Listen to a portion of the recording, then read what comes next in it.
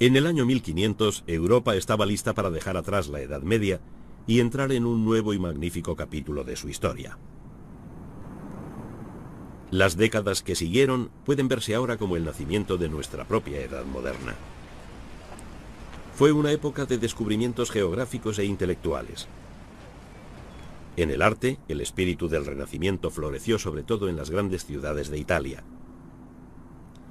Fue la época en que el razonamiento y la ciencia empezaron a reemplazar la superstición y el mito, y Europa no volvió a ser la misma. Al empezar el siglo XVI, el antiguo modo de vida aún persistía aquí, en Italia, y al otro lado de los Alpes, en el norte de Europa. En los Países Bajos, como en los demás sitios, el espíritu medieval todavía determinaba gran parte de la vida diaria. Y eso fue lo que inspiró a uno de los artistas más extraordinarios de todos los tiempos.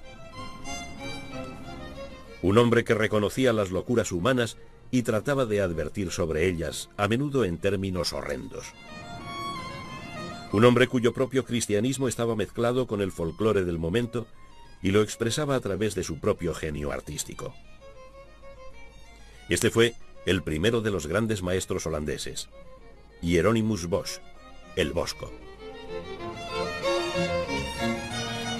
La tradición holandesa en pintura es una de las características más duraderas en la historia del arte occidental.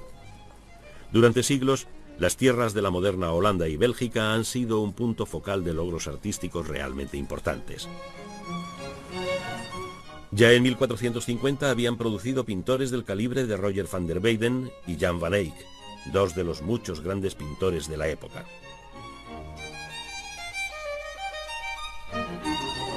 Durante el siglo XV y principios del XVI, los retratos de personalidades y los encargos religiosos generaron trabajo para un gran número de pintores holandeses, cuyo arte quedaba a menudo dentro de las familias. Una de estas familias vivía en 's-Hertogenbosch, cerca de Amberes, en lo que entonces era el Ducado de Brabante. Sabemos que en 1431 un hombre llamado Jan van Aken vino a establecerse como pintor aquí, y que 4 de sus 5 hijos también fueron artistas de éxito. El nieto de Jan van Aken, Jeroen, se convirtió en el miembro más conocido de la familia. Hoy lo conocemos por el seudónimo que adoptó, un nombre derivado de su ciudad natal, Hieronymus Bosch. No sabemos por qué Jeroen van Aken adoptó este nombre artístico, pero este desconocimiento tampoco es sorprendente. Los detalles de la vida de El Bosco son muy escasos. Prácticamente no se sabe nada de él con certeza. Sospechamos que nació en 's-Hertogenbosch hacia el año 1450 y parece que aquí permaneció toda su vida. También sabemos que se casó con una mujer acaudalada hacia 1480 y que era miembro de la orden religiosa local, la Hermandad de Nuestra Señora. Su muerte en 1516 completa los datos históricos, pero fuera de estos mínimos detalles, la vida del Bosco es casi un misterio total. Es a través de las preocupaciones de su arte como debemos intentar identificar las preocupaciones de su vida. Es uno de tantos pintores de los Países Bajos, de los que no sabemos cuándo nació, y nos sentimos bastante incómodos al intentar fechar sus primeros trabajos. Suponemos que nació en 1425 o 1430, o en algún momento entre esos años, porque así lo dice un documento donde es reconocido como artista, en una etapa en la que, en su mayor parte, hacía dibujos en el gremio de San Lucas. Hay también un contrato de matrimonio y una querella relativa al matrimonio. Estas cosas han sobrevivido y sabemos que murió aproximadamente en 1516. Sobre estos temas se ha realizado un extraordinario y esforzado trabajo, pero nadie ha sabido interpretarlo, y todo el mundo cree poder hacerlo con absoluta autoridad. Pero si comparas unas autoridades con otras, no encaja nada. Lo que sabemos de él son pequeños fragmentos, fragmentos que Karel van Mander menciona en un libro sobre él. Es una historia de su vida, muy corta, básicamente de 2 páginas, y nos cuenta algunas cosas sobre su técnica. Nos habla sobre algunos de los trabajos que realizó, pero esos trabajos no se conservan. Ni siquiera sabemos si eran suyos, ya que Karel van Mander murió, pero escribió su vida unos 100 años después de que hubiera muerto el Bosco. Hacia 1475 el Bosco era un artista muy activo, y los primeros trabajos suyos que se conservan revelan una preocupación artística que también está presente en sus obras más grandiosas. Como muchos de los pintores de su época, el joven Bosco se fijó en la Biblia como fuente de inspiración, tal como podemos ver en este cuadro de las bodas de Caná. El Evangelio de San Juan describe la fiesta de las bodas de Caná como el escenario de uno de los milagros más conocidos de Cristo, la transformación del agua en vino. En el cuadro se pueden observar claramente las consecuencias beneficiosas del milagro y también la figura divina del mismo Cristo. La pintura del Bosco no es una imagen abrumadoramente espiritual.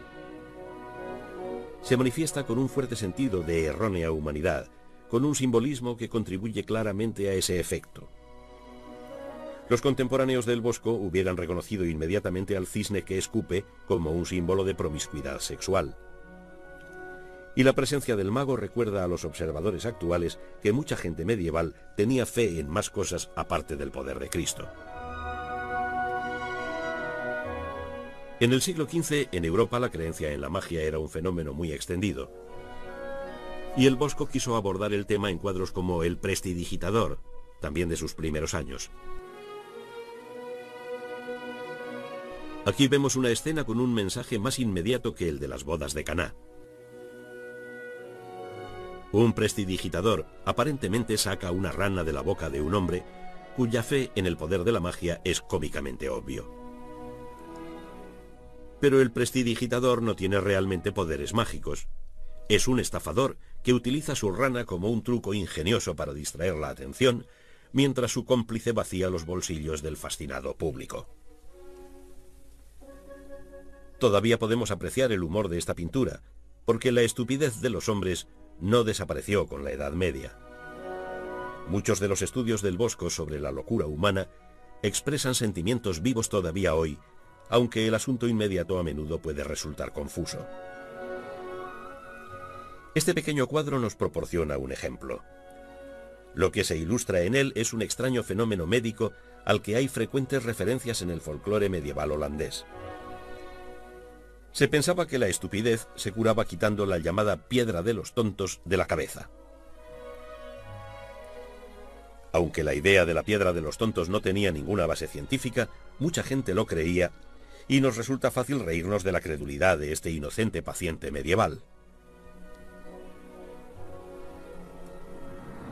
No podemos, sin embargo, ignorar que nuestra época no está totalmente libre de creencias mágicas.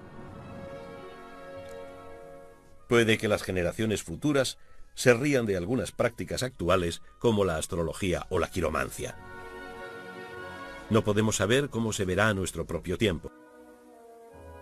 Lo que podemos reconocer es que hay un elemento atemporal en la imagen del Bosco como esta. El artista se muestra a sí mismo indudablemente como un producto de su propio mundo contemporáneo. Pero también está fuera de ese mundo. Es un artista que coloca un espejo que muestra la locura humana. Podemos ver, por tanto, que el Bosco sigue una vieja tradición literaria. El loco, cuya sabiduría es, al fin, la mayor de todas. Por aquel tiempo, había una tradición literaria sobre la locura de todos los humanos. Estaba El barco de los locos, de Sebastián Brand, que probablemente conocía el Bosco. Se tradujo a otras lenguas. Se publicó en 1494 en Basilea Y él mismo pinta la nave de los locos. Y ahí aparece el loco sentado en el cordaje y todo el barco está poblado por hombres y mujeres embriagados. Y el centro de la imagen lo ocupan una monja y los monjes. Así que en ese sentido también ataca realmente a la Iglesia. Y también había un proverbio en el acervo holandés que habla del barco azul, que siempre estaba ocupado por borrachos. El humor del Bosco a menudo es fácil de entender, pero el extenso uso que hace de símbolos contemporáneos es menos fácil de apreciar por el observador moderno. Puede que nunca sepamos las intenciones del artista al colocar un embudo sobre la cabeza de este falso cirujano. El significado del libro sobre la cabeza de la monja también es oscuro. El uso habitual por parte del Bosco de simbolismos arcanos es una dificultad a la que se enfrentan los estudiosos de su arte, pero no es la única. Significativamente, el Bosco prefirió no fechar sus trabajos. Eso significa que no podemos estar seguros de cuándo creó imágenes como las de La nave de los locos, otra escena simbólica de los excesos y la locura humana. Creo que es muy difícil fijar una cronología. Y en un principio nadie tiene certeza. Su etapa se ha dividido en 3 periodos muy imprecisos que van desde 1474 hasta 1485, luego hasta 1510 y el último hasta su muerte en 1516. Porque el problema es que muchos de sus cuadros han sido repintados encima y también han sufrido muchos daños. Es muy difícil detectar incluso la técnica de su pintura. Solía pintar en una capa muy delgada. Supongo que es una de las características de su obra. Y si la tomamos a un nivel muy simple, uno puede probablemente decir en cuanto a la cronología que hizo descripciones muy simples del infierno en La mesa de los 7 pecados capitales. Y consigue una mayor sofisticación en la zona del infierno del Jardín de las Delicias. Así que uno se considera anterior al otro. Si consideras las cronologías propuestas por Tournay, Baldas o cualquier otro experto y las comparas, no tienen ningún sentido. No hay ningún parecido entre ellas. A mí me parece que se decantó por hacer algunas cosas experimentales. Si nos fijamos en sus primeros trabajos, o lo que suponemos que fue su primera etapa, y la comparamos con lo que ocurría en los Países Bajos, lo que sabemos que ocurría en los Países Bajos y el trabajo de otros pintores, encontraremos paralelismos. Hay formas de construir figuras y formas de manejar la perspectiva, formas de distorsionar el espacio pictórico, que son comunes a muchos pintores no demasiado buenos. Los esfuerzos de los historiadores han mostrado cómo la pintura del Bosco ha evolucionado a lo largo de su vida profesional. Pero algunos aspectos de su arte eran innatos desde el principio. Eso incluye el agudo humor y el fuerte simbolismo que ya hemos visto. Las locuras del hombre también serán un elemento recurrente en su trabajo. Además de la locura, el Bosco también se interesó por el oscuro tema del pecado y los terribles castigos que esperan a los pecadores. Los cuadros nacidos de esta preocupación por el pecado revolucionarían el mundo del arte para siempre. Nunca se había visto algo parecido, y ningún artista ha igualado jamás su excepcional visión del infierno y la condenación. El impacto de estas escenas permanece igual de fuerte que siempre. Podemos decir que algunos de estos horrores son inimaginables si no fuera por el hecho de que el Bosco los imaginó. Estas visiones de pesadilla son para muchos el mayor logro del Bosco. Pero en esta representación visual de los 7 pecados capitales vemos que el humor prevalece sobre el horror. Realizado al principio de su carrera, los 7 pecados capitales están pintados al óleo sobre madera para ser usados como una mesa. En la tabla, actualmente en el Museo del Prado de Madrid, el centro de la pintura lo ocupa un círculo que representa el ojo de Dios mostrando a su Hijo Jesucristo. Debajo, las palabras en latín: cuidado, cuidado, Dios lo ve. Lo que es una desgracia para los individuos representados en las 7 casillas del círculo exterior.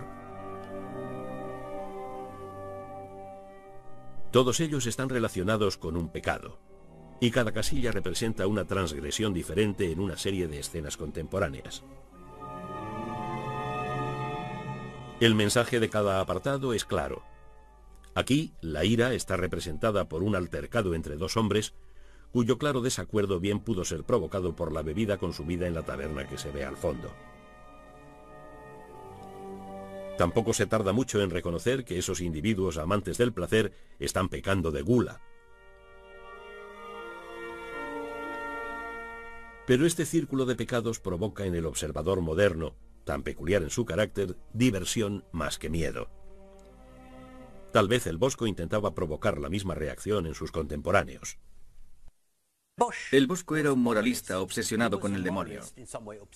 Para él, el demonio y los pecados estaban en todas partes, y eso representaba en sus pinturas, en todas sus formas.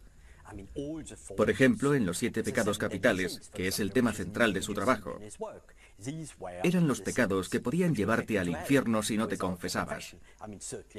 Sin duda, para él, esta era la realidad de las cosas, aunque seguramente no creía que la gente fuera castigada con el infierno, como nos muestra en uno de sus cuadros, donde los condenados penan por los pecados cometidos en vida. El Bosco era muy parecido a un predicador medieval. Aquellos predicadores contaban historias anecdóticas reales, historias divertidas para atraer la atención de la congregación. Y en ese aspecto creo que él trabaja en el mismo sentido, mostrando las cosas de una forma más humorística, pero al fin y al cabo con un propósito moral. Solo en el exterior del círculo de los 7 pecados capitales muestra la sensación de amenaza que caracterizaría la mayoría de las grandes obras del Bosco. En las esquinas hay 4 círculos más que representan las postrimerías del hombre: muerte, juicio, gloria y el destino final del pecador, el infierno. No sorprende que no sea una escena agradable, con los pecadores forzados a largos castigos por las malas obras de sus vidas, mientras un fuego terrible arde al fondo. Aunque efectiva en el contexto de la tabla, esta pequeña imagen solo anuncia los futuros horrores que aparecerán en la obra de El Bosco. Aquí vemos otra imagen posterior de las llamas del infierno, que de nuevo sirven de fondo a los sufrimientos de los condenados. Si observamos la escena, podemos apreciar la especie de salida de escape asociada al Bosco. Pero también debemos reconocer que esto es solo un componente de esta obra. Forma la parte derecha de un panel de una serie de 3 pinturas. En la izquierda hay una escena del paraíso, mientras que en el gran panel central se encuentra lo que da nombre a la obra, el juicio final. Una vez y otra, el Bosco ejecuta su obra en esta forma de 3 elementos popular en la época: el tríptico. El tríptico es algo como una forma bien organizada de retablo que se da en toda Europa. Los hay en Polonia, los hay en Portugal, los encuentras en Italia y también en Flandes. Tiene la gran ventaja de dar una imagen central que muestra el asunto del retablo. 2 alas o solapas que permiten frecuentemente pintar un retrato del donante o pintar un retrato del santo patrono del mismo, o poner a los santos patronos de la iglesia y algo para la penitencia. En la Semana Santa se cierra el tríptico de motivo religioso y en las solapas hay normalmente un diseño pintado en grisalla que va de negro a blanco o de gris oscuro a blanco. Las figuras que tienen alguna relevancia suelen ser los donantes o la iglesia, pero sin color. Están en sombra y revelan el espíritu de la Cuaresma. Y cierra la gran gloria del centro. La gran gloria central no tiene por qué estar pintada. A veces está tallada. Killmann Raymond Schneider, en Alemania, tiene un gran retablo coloreado que simplemente se cierra con las dos solapas. Durante la Semana Santa se cubre con un paño negro y se pasan 24 horas meditando en las tinieblas, de rodillas y con todas las ventanas cerradas. Y luego se celebra la ascensión de Cristo, la resurrección de Cristo.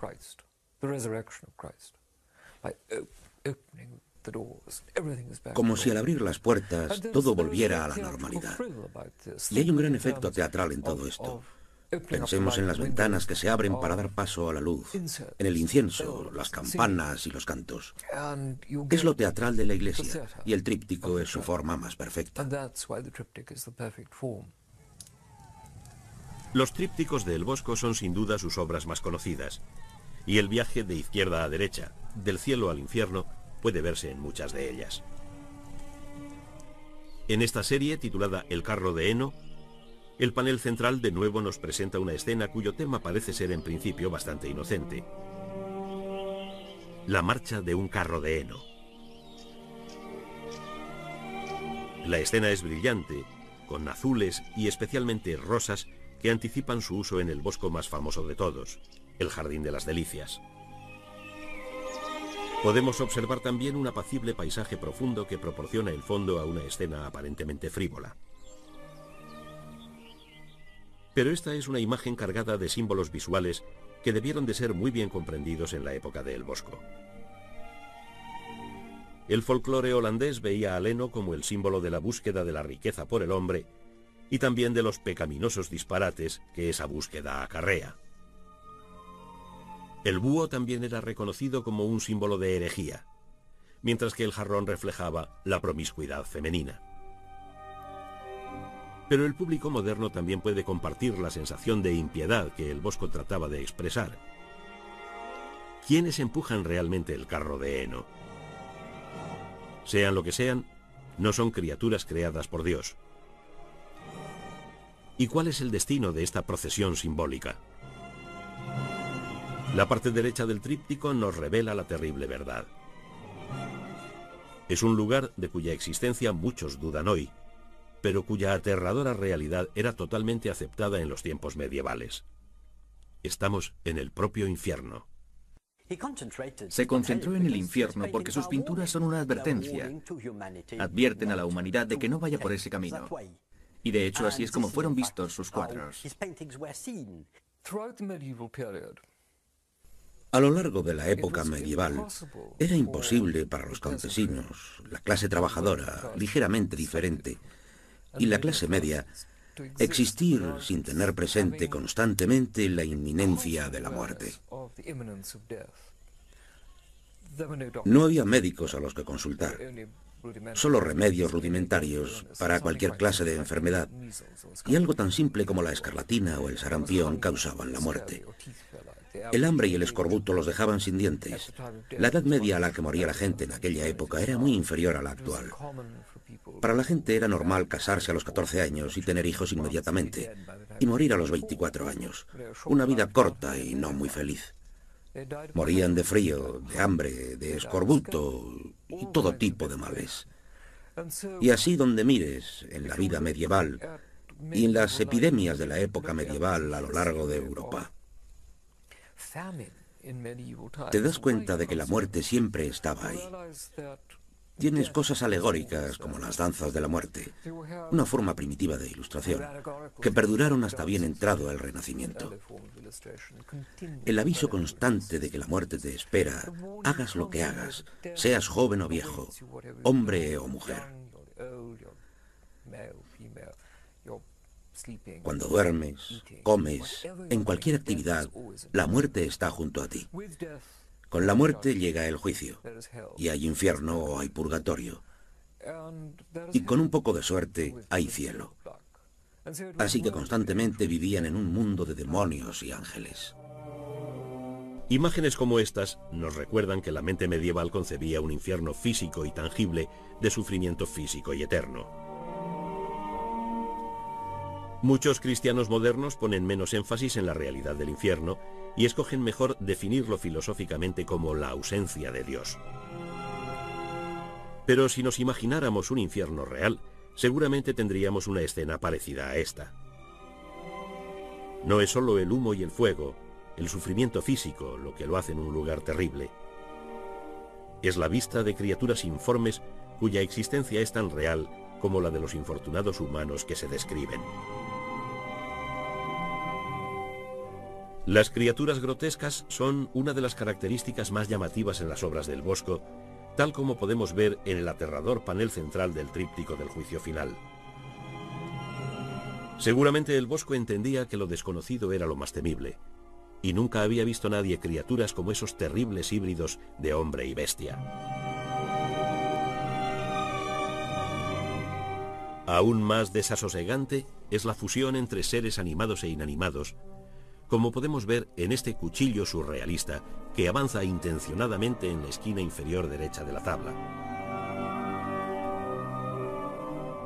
Es este sentido de finalidad lo que para muchos es el gran logro del artista en esta escena horripilante. Este es un mundo donde propósito y acción están indudablemente presentes. Los monstruos que vemos tienen objetivos que no parecen fuera de lugar, dado el contexto que el Bosco ha creado. Este es un mundo con su propio orden interno de cosas. Un orden que no podemos descifrar, aparte de la referencia al obvio sufrimiento humano. Y es la visión global del Juicio Final lo que provoca una imagen inquietante, incluso para aquellos que consideran absurda la idea del infierno. No sorprende que muchos críticos actuales crean que la inspiración del Bosco se debió a algún tipo de estimulante alucinógeno. Creo que, en realidad, el Bosco no lo necesitaba porque ya existían muchos monstruos fantásticos y demonios en el mundo medieval. Y obtuvo su inspiración de los márgenes de los manuscritos, de todas las esculturas que rodeaban a las iglesias, y también detalles en las misericordias de los coros, e incluso de la literatura. Había mucha literatura mística, llena de creaciones monstruosas y de símbolos.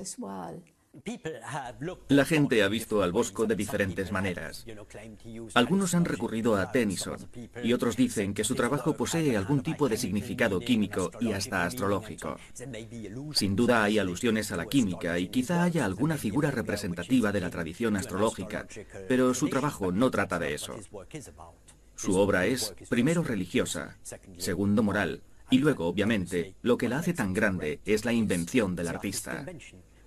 Posiblemente porque no contaba con demasiadas fórmulas a seguir, tuvo que inventárselas. Tuvo que ser creativo y eso le convierte en uno de los artistas más interesantes de su época. Puede que nunca sepamos si la visión artística del Bosco fue estimulada por un estado alterado de la conciencia. Pero podemos estar seguros de que la ejecución de su trabajo fue tan esmerada como la de cualquier otro pintor de la historia. Los dibujos que se conservan demuestran que no hay ningún descuido, ni dejó nada al azar en los detalles de sus pinturas. Esta extraña figura es conocida como el hombre árbol, un ser incomprensible cuya forma completa podemos ver en la obra más famosa del Bosco. Esta es otra imagen del infierno en el panel derecho de otro tríptico notable, el Jardín de las Delicias. Es probable que el Bosco tuviera 50 y pocos años cuando pintó esta extraordinaria obra de arte, en la que plasma una definida imagen del final de la Edad Media. El panel central es hoy el más conocido, pero las escenas contiguas del paraíso y del infierno no son menos impresionantes. De nuevo, los tres paneles nos llevan a un viaje de izquierda a derecha, desde el paraíso de la creación hasta las llamas de la condenación, pasando por una escena al aire libre de febril actividad, el mismísimo Jardín de las Delicias. Un nombre enteramente apropiado.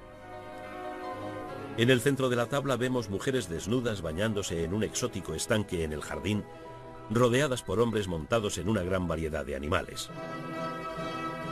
Tras ellos podemos observar fantásticas construcciones acuáticas en rosa y azul, mientras que la mitad izquierda del terreno es notable por una colección de pájaros de tamaño desproporcionado. Lleva tiempo captar la enorme cantidad de actividad que está ocurriendo. Como muchas obras del Bosco, esta es una imagen cargada de simbolismo. Y de nuevo, la mayor parte del soterrado significado puede perderse a los ojos modernos. Pero no es difícil darse cuenta de que el artista trata una vez más el tema del pecado. Específicamente, el pecado de la lujuria. Algunos detalles de la tabla muestran esto de forma más o menos evidente. En otros lugares, el Bosco utiliza el simbolismo para aclarar este mensaje. Los pájaros, frutas y otros elementos han sido identificados como símbolos de la sexualidad física. La idea general del jardín de amor se basa en una tradición popular muy arraigada, y en esta pintura el conocimiento del folclore contemporáneo se añade a nuestra apreciación de la obra. Aunque el Jardín de las Delicias está repleto de significados simbólicos que actualmente pueden resultar oscuros, al final puede entenderse perfectamente el crudo mensaje del tríptico. La pecaminosidad del panel central lleva directamente al infierno en el panel de la derecha. Aquí, una vez más, es la fuerza imaginativa del artista lo que hace efectivo el horror. Mirando de cerca el detalle, es difícil no imaginar algún tipo de inspiración alucinógena. Cuando la vista recorre los 2 metros cuadrados de esta pintura, es un viaje que requiere muchas pausas para asimilar todo el alcance de la imaginación del Bosco.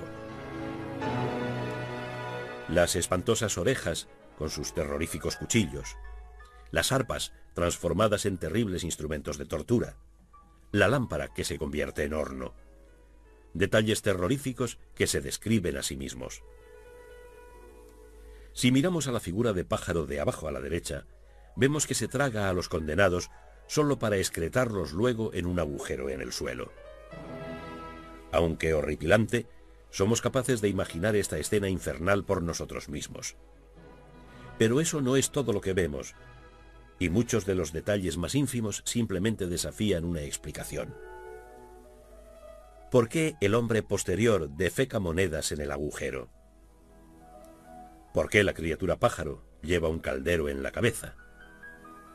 ¿Por qué los extremos de las piernas de este humanoide están metidas en jarras de vino? De nuevo el Bosco pensó en significados simbólicos, pero incluso así no es esencial para nosotros ser conscientes de ello. Pero sí podemos ver estas características como componentes de un contingente, un mundo imaginario cuya amenaza diabólica procede de su naturaleza indomable. El demonio literalmente en detalle. El propósito del arte visual no es dar respuestas a las dificultades con las que se enfrenta la humanidad, y el Jardín de las Delicias no lo intenta. Más bien se trata de dar un aviso llamativo para volver a los pecadores a una vida de virtud cristiana. La propia fe del Bosco es una de las pocas cosas de su vida que conocemos bien, y mucha de su producción más tardía fue de naturaleza religiosa. Estamos tentados de ver el cuerpo de su obra como un contenedor espiritual para el horror de su arte más conocido. Sabemos que el Bosco usó temas de inspiración bíblica en los primeros años de su carrera. Esta imagen de la Epifanía, o adoración de los magos, puede datar incluso de 1475. Por contraste, esta segunda versión del mismo tema podría haber sido creada 40 años más tarde, en el último periodo de su carrera artística. Aquí volvemos a ver los tan a menudo oscuros detalles que caracterizan la obra del Bosco. Pero este es un tipo de obra muy diferente de los famosos paisajes infernales.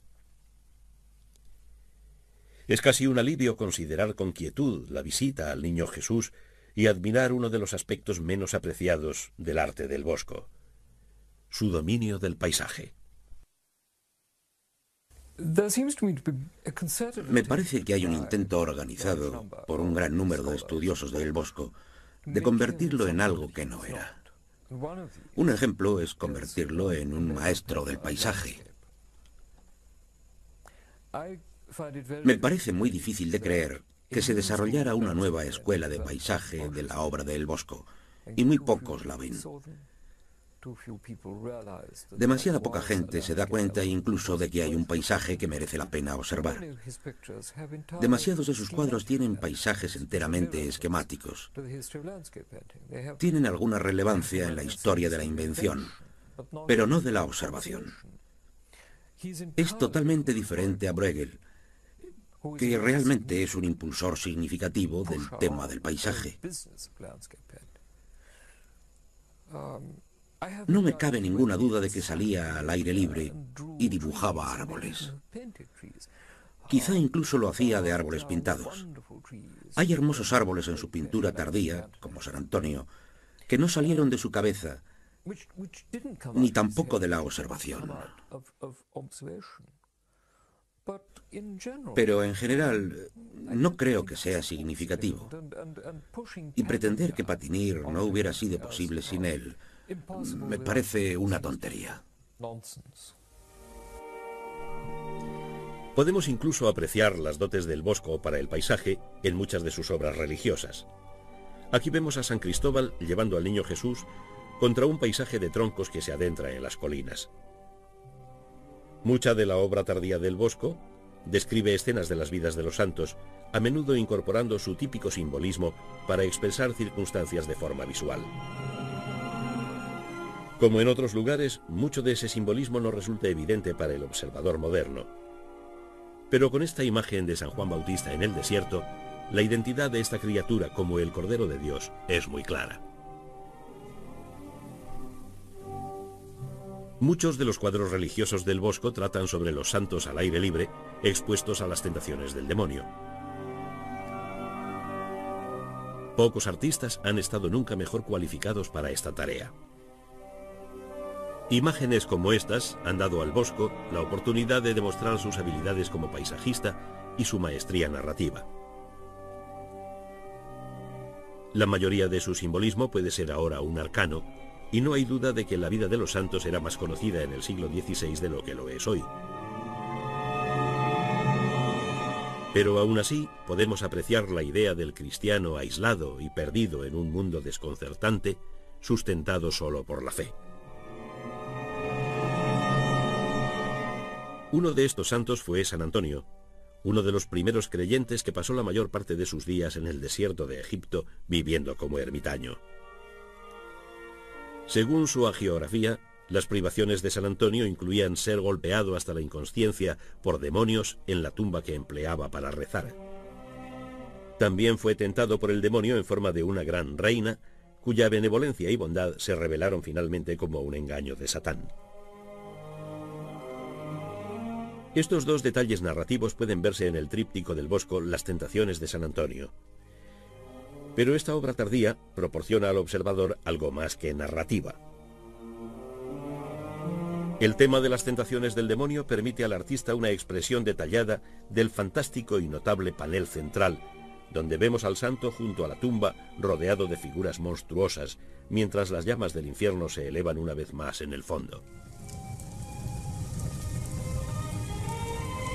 Como en las obras tempranas, las tentaciones de San Antonio merece que el observador esté preparado para los detalles que se incorporan a la escena. La jarra de vino convertida en una criatura con forma de cerdo es un ejemplo especialmente memorable, pero quizá el tríptico de la tentación de San Antonio se aprecie mejor en su conjunto. Es una de las obras mejor conservadas del Bosco y uno de los mayores logros técnicos de su carrera. El sentido de la tentación que afronta el santo se expresa por la viveza de los colores que emplea el Bosco. El atractivo del demonio debe de ser deslumbrante, pues de otra manera habría poco mérito en su renuncia. Artísticamente podemos apreciar la maestría del Bosco en la composición y la luz. La arboleda, a la derecha de la ciudad en llamas, es tan desasosegante en su simplicidad silenciosa como otros detalles más claramente horripilantes. En pocas palabras, Las tentaciones de San Antonio es el trabajo maduro de un artista que ya ha alcanzado la cúspide de su capacidad. La tentación de San Antonio puede suponer el mayor logro técnico del Bosco, pero es principalmente una expresión de fe. Uno de los detalles más extraordinarios en cualquier pintura del Bosco puede verse en la tumba situada detrás de San Antonio. No pueden existir dudas sobre esa imagen eterna. Es el mismísimo Jesucristo en la cruz. La figura es tan pequeña que a los visitantes que lo ven por primera vez puede que les pase totalmente desapercibido. Pero cuando nos damos cuenta de esa presencia, la obra entera nos revela el mensaje cristiano de la salvación. Cristo será el tema central de la mayoría de las pinturas que se conservan de los últimos años de la vida del Bosco.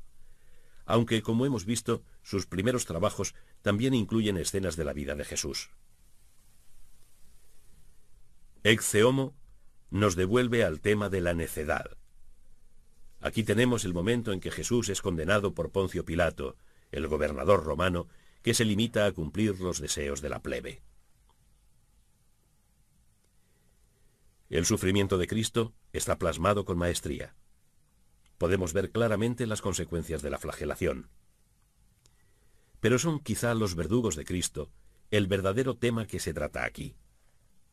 Están totalmente recubiertos por su propia existencia terrena. Podemos imaginarnos que para estos individuos este no es más que otro típico día de trabajo.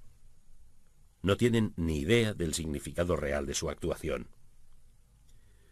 Es el momento en que Cristo está más abandonado, rodeado por necios, con una muerte terrible que ha de llegar. No es muy sorprendente que las últimas imágenes de Jesús pintadas por el Bosco se centren en los momentos finales de la vida del Salvador, los sucesos de la pasión. El Bosco pintó la pasión, pero la pasión es el tema más cuestionado e imaginado, por lo que no hay nada que sorprenda realmente. Hay escenas que fueron elegidas y confinadas, también emociones que están ligadas al sufrimiento de Cristo, pero creo que su interés por la pasión es muy tradicional. Creo que con la pasión se puede mostrar a Cristo sufriendo en manos de esos pecadores de una forma mucho más amplia. Y está en la línea de un movimiento muy popular en el siglo XV, la moderna devoción. Y ese movimiento enseñaba la meditación con el sufrimiento de Cristo, contemplación y también imitación, por lo que el sacrificio de Cristo al meditar y concentrarse en ello mostraría realmente lo que Cristo hizo por la redención del género humano. Las obras que nos han llegado de El Bosco narran la historia de las horas finales de Jesucristo hasta el momento de su muerte. La mejor de estas obras puede considerarse la última obra maestra del artista, Cristo con la cruz. Aquí podemos apreciar de nuevo la necedad de la turba, pero hay un mayor sentido de sadismo en las caras de estos individuos que en el anterior Ecce Homo. Han conseguido su propósito. Jesús pronto morirá de una muerte terrible y saborean el momento. Los dos criminales también condenados a muerte no han perdido su malicia. A uno de ellos parece que aún le queda espíritu de resistencia, pero el otro está completamente roto y resignado a su destino. Pero es el propio Cristo el que representa aquí el logro más grande de El Bosco. Con los ojos cerrados, de alguna forma está ajeno al caos que le rodea. Para los cristianos esto es totalmente apropiado. La persona de Jesús tiene elementos humanos y divinos, y El Bosco de alguna forma capta ambos en su representación de la figura de Cristo. Los cristianos también creen que Jesús triunfó sobre la locura de los hombres con el triunfo de su resurrección. Pero esta es una imagen cuya sensación de pesimismo global no puede negarse. Es una pena que no tengamos constancia de los pensamientos y creencias del artista que lo creó. Con El Bosco, pienso que no tenemos ni idea de cómo funcionaba su mente. No tenemos ni idea de qué tipo de hombre era. Podría haber sido casi cualquier cosa. Podría haber sido. Y sospecho que si me acorralan y me preguntan cómo creo que era, mi respuesta es que para que El Bosco pintara lo que pintó y no resultara ultrajante, debió de ser extremadamente devoto en sus creencias. Debió de ser religioso, y no un hombre resentido y retorcido al que todo el mundo tiene antipatía. Debió de ser muy respetado, lo que me sugiere que era muy serio en todas sus acciones, y que su personalidad, fuera la que fuera, no podía aflorar. Hieronymus Bosch, el hombre, probablemente continúe siendo un misterio para siempre. Pero su obra está entre las más notables de todo el arte occidental. En el momento de su muerte, en agosto de 1516, sus logros eran innegables, y las décadas siguientes vieron cómo su obra se convirtió en la más conocida de todos los artistas de los Países Bajos. Siglos después, su obra inspiró a los surrealistas, y la mayoría de sus obras continúan siendo hoy tan relevantes como han sido siempre. Pero en términos artísticos, la obra de Hieronymus Bosch influyó de forma notable en la de un pintor nacido en la última década después de su muerte, Peter Bruegel, el Viejo, el segundo de los maestros holandeses.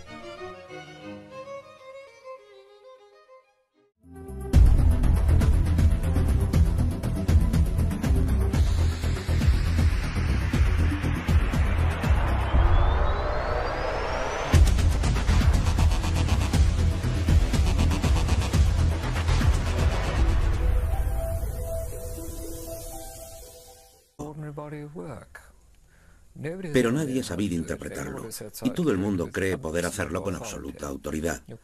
Pero si comparas unas autoridades con otras, no encaja nada. Lo que sabemos de él son pequeños fragmentos, fragmentos que Karel van Mander menciona en un libro sobre él. Es una historia de su vida, muy corta, básicamente de 2 páginas, y nos cuenta algunas cosas sobre su técnica. Nos habla sobre algunos de los trabajos que realizó, pero esos trabajos no se conservan. Ni siquiera sabemos si eran suyos, ya que Karel van Mander murió, pero escribió su vida unos 100 años después de que hubiera muerto el Bosco. Hacia 1475 el Bosco era un artista muy activo, y los primeros trabajos suyos que se conservan revelan una preocupación artística que también está presente en sus obras más grandiosas. Como muchos de los pintores de su época, el joven Bosco se fijó en la Biblia como fuente de inspiración, tal como podemos ver en este cuadro de las bodas de Caná. De advertir sobre ellas, a menudo en términos horrendos. Un hombre cuyo propio cristianismo estaba mezclado con el folclore del momento y lo expresaba a través de su propio genio artístico. Este fue el primero de los grandes maestros holandeses, Hieronymus Bosch, el Bosco. La tradición holandesa en pintura es una de las características más duraderas en la historia del arte occidental. Durante siglos, las tierras de la moderna Holanda y Bélgica han sido un punto focal de logros artísticos realmente importantes. Ya en 1450 habían producido pintores del calibre de Roger van der Weyden y Jan van Eyck, 2 de los muchos grandes pintores de la época.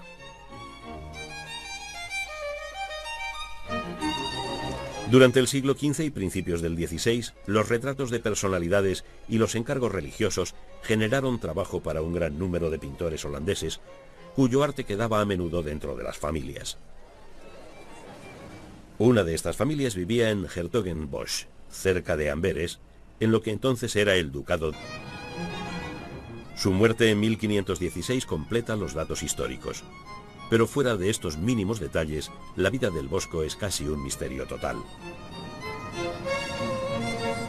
Es a través de las preocupaciones de su arte como debemos intentar identificar las preocupaciones de su vida. Es uno de tantos pintores de los Países Bajos, de los que no sabemos cuándo nació, y nos sentimos bastante incómodos al intentar fechar sus primeros trabajos. Suponemos que nació en 1425 o 1430, o en algún momento entre esos años. Porque así lo dice un documento donde es reconocido como artista, en una etapa en la que, en su mayor parte, hacía dibujos en el gremio de San Lucas. Hay también un contrato de matrimonio y una querella relativa al matrimonio. Estas cosas han sobrevivido y sabemos que murió aproximadamente en 1516. Sobre estos temas se ha realizado un extraordinario y esforzado trabajo de Brabante. Sabemos que en 1431 un hombre llamado Jan van Aken vino a establecerse como pintor aquí y que 4 de sus 5 hijos también fueron artistas de éxito. El nieto de Jan van Aken, Jeroen, se convirtió en el miembro más conocido de la familia. Hoy lo conocemos por el seudónimo que adoptó, un nombre derivado de su ciudad natal, Hieronymus Bosch. No sabemos por qué Jeroen van Aken adoptó este nombre artístico, pero este desconocimiento tampoco es sorprendente. Los detalles de la vida de El Bosco son muy escasos. Prácticamente no se sabe nada de él con certeza. Sospechamos que nació en Hertogenbosch hacia el año 1450 y parece que aquí permaneció toda su vida. También sabemos que se casó con una mujer acaudalada hacia 1480 y que era miembro de la orden religiosa local, la Hermandad de Nuestra Señora.